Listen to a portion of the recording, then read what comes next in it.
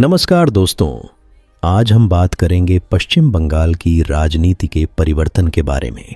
कुछ साल पहले की बात करें तो बीजेपी का नाम सुनना भी लोगों के लिए कठिन था, लेकिन अब यह राज्य की सबसे बड़ी राजनीतिक ताकतों में से एक बन चुकी है।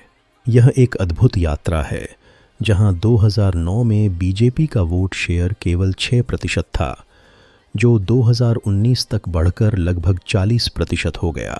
राजनीतिक विश्लेषण के अनुसार बीते समय में लेफ्ट फ्रंट के पतन ने बीजेपी के उभार में महत्वपूर्ण भूमिका निभाई है। जब कम्युनिस्ट पार्टियों के समर्थक बीजेपी का रुख करने लगे, तब जनता ने एक महत्वपूर्ण विपक्ष की आवश्यकता महसूस की और बीजेपी ने इस अवसर को समझा। इससे बीजेपी ने राज्य में अपनी पकड़ मजबूत की है, जिससे उसकी राजनीतिक स्थिति में व्यापक परिवर्तन आया।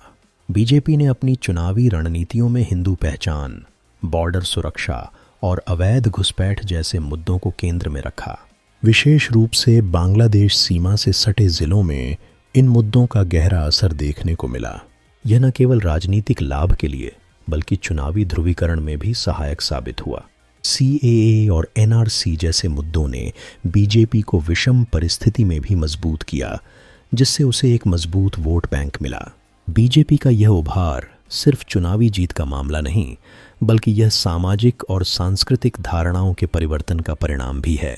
चुनावी समकालीनता यह दर्शाती है कि बीजेपी ने अपने लिए एक महत्वपूर्ण स्थान बना लिया है, लेकिन क्या यह समर्थन स्थायी रहेगा?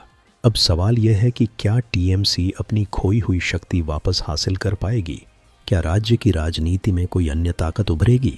इन सटीक सवालों पर ध्यान देना आवश्यक है, क्योंकि पश्चिम बंगाल में राजनीतिक परिवर्तन हमेशा यहाँ की संस्कृति और सोच को प्रभावित करते हैं। हमें देखना होगा कि आगे क्या होता है।